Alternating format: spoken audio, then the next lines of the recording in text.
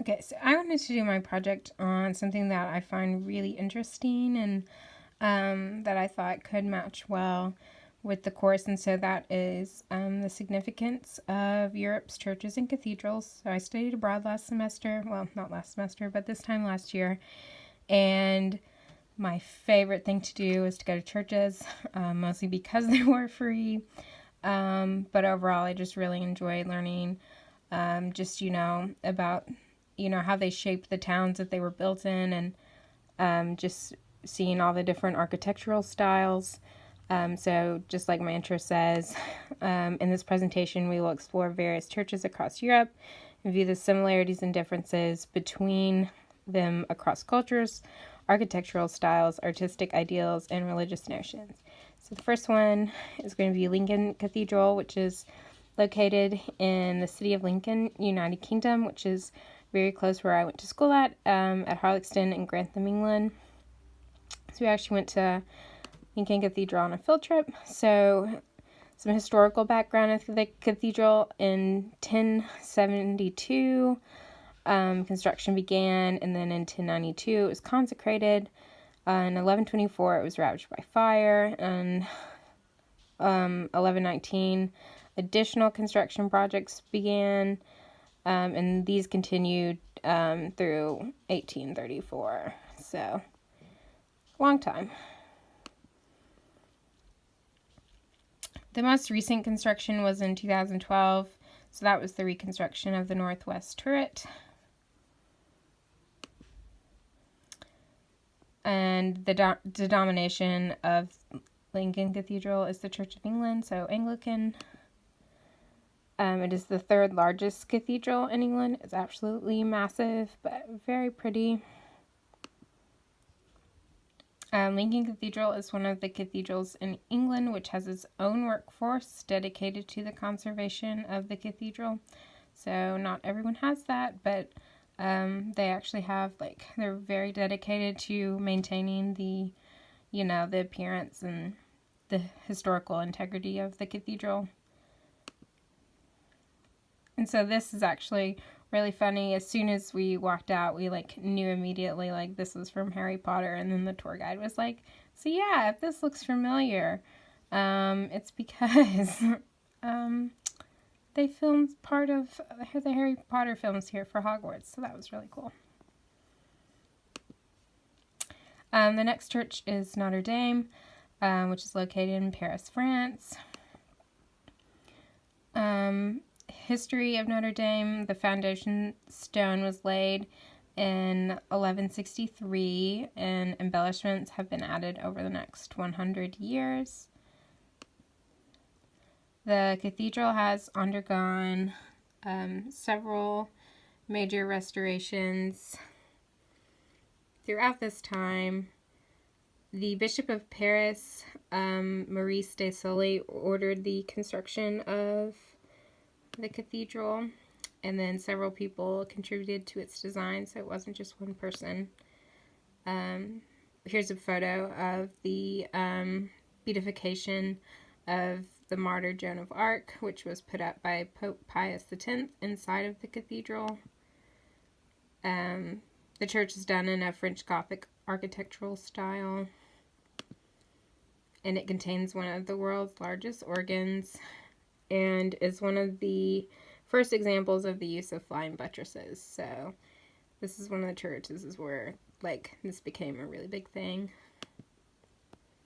The next church is also in Paris. That's the Sacré-Cœur Basilica, which I didn't get that many photos of the outside, and I didn't get that many photos of the inside because you're not technically supposed to take photos.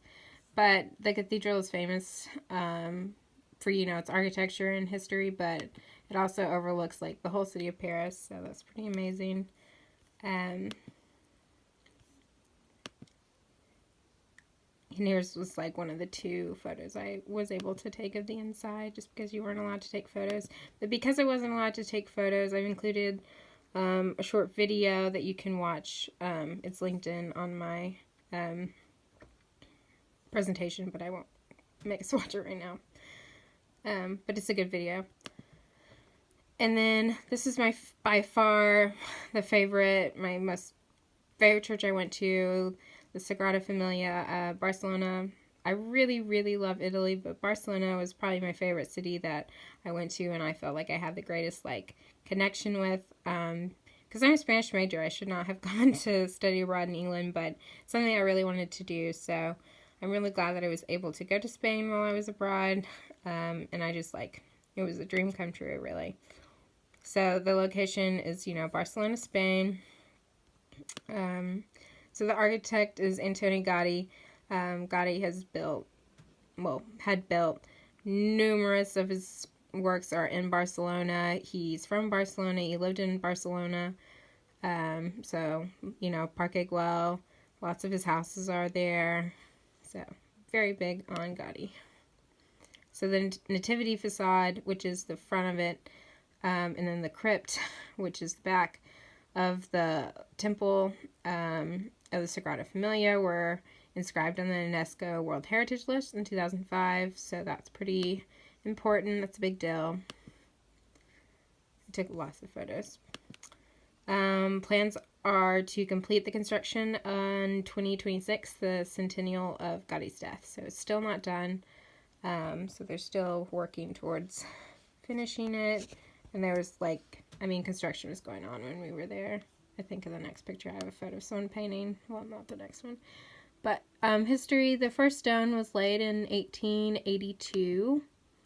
Oh, yeah, here's my photo. So people still working on it. So the denomination is Roman Catholic. And then the architectural style is Gothic and Byzantine. Gaudí's use of stained glass gave the entire basilica a really just magical atmosphere. It was just, it was breathtaking. It was beautiful. I'll just put some pictures. And there are actually elevators that go up to the top. The basilica is over 500 feet. So there are elevators that go up to the top so that you can see the entire city of Barcelona. Like I said, the best time to go is just midday so that the light will just pour in. It's very beautiful.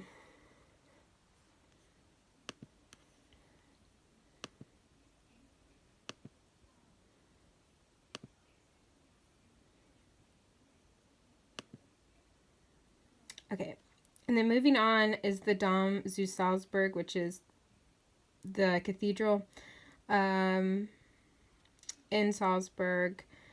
And it was built prior to 1881, but there was a fire and they had to rebuild, and they also had to rebuild another time in World War II. I think an American bomb accidentally targeted, and the dome completely was destroyed, so they had to rebuild this part right here. I wasn't able to get pictures of the outside, so I'm sorry about that. So it was built by Prince Bishop Wolf Dietrich Relntno. It's an early Baroque architectural style. So it's very white and just very detailed and ornate and carving everywhere. It was amazing. It's Roman Catholic. Interesting fact, Wolfgang Amadeus Mozart was baptized at Salzburg Cathedral because he's from Salzburg, so because it's not that much of an interesting fact because he was born there. But the next church, which I'm just including this one kind of because if you're a fan of The Sound of Music, this is where Maria got married. So this is Monsi Abbey, or Basilica St. Michael. So it's located in Monsi, Austria, which is an hour outside of Salzburg. So the denomination is Catholic. I just thought it was a really interesting church to include because it does look very different from the rest of them with the pink and the yellow outside. It has Gothic architecture, so fine buttresses. So construction in the 15th century under the direction of Abbot Benedict Eck, and it is the second biggest church in Upper Austria. So this photo, I think, is just really beautiful.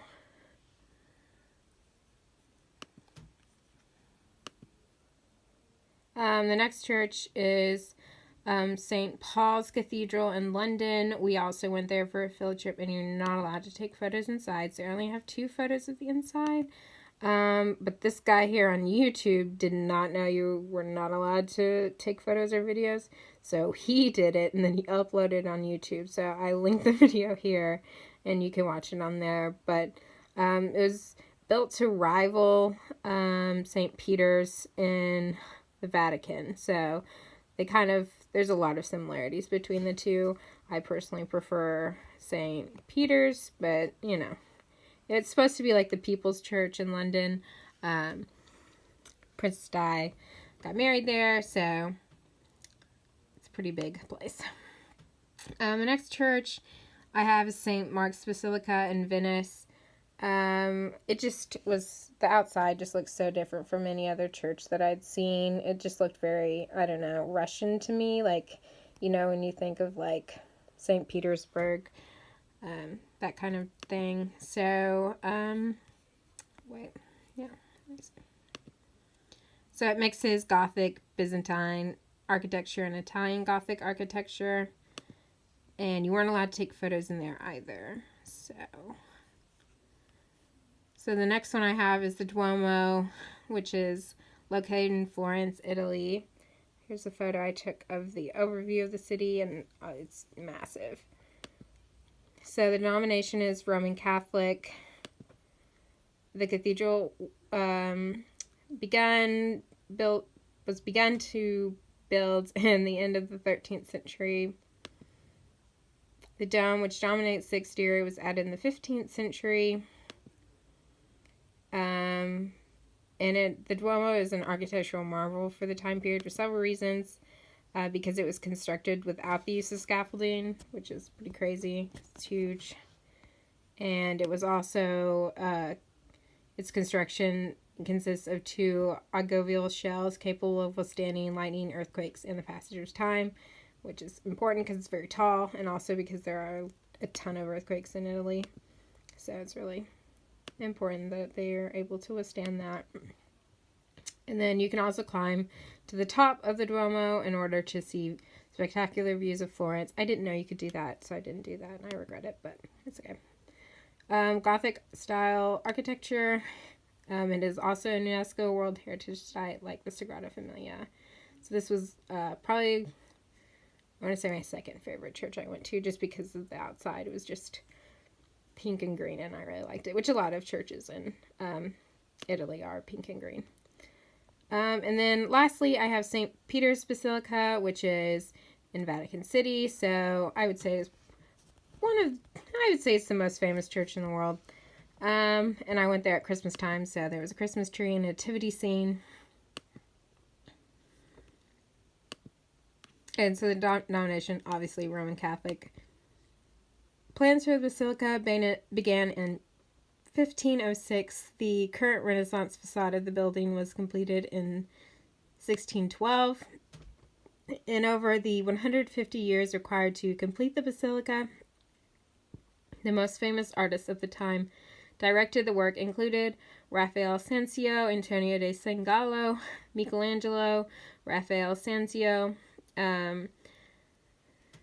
Antonio de Sangallo. Oh, I'm reading them again. Sorry about that. Giacomo Vignalo,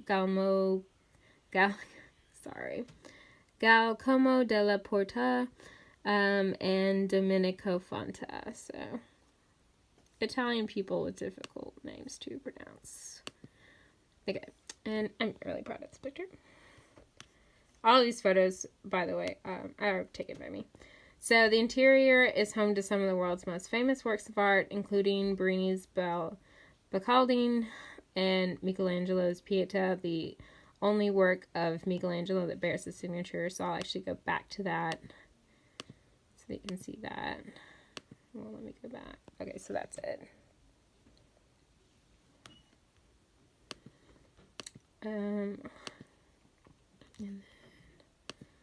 So it's massive. St. Peter's can host 20,000 people. It is the largest church building in the world. and it's in an Italian Renaissance architectural style. And then, oh, so this was supposed to go after St. Mark's, but I didn't move it. So St. Mark's, you couldn't take pictures inside. So this is the church that's in Venice. Sorry about that, but I'll fix that. So yeah, so that's my presentation. It was longer than 10 minutes. I apologize. I guess I did too many churches, but that's it.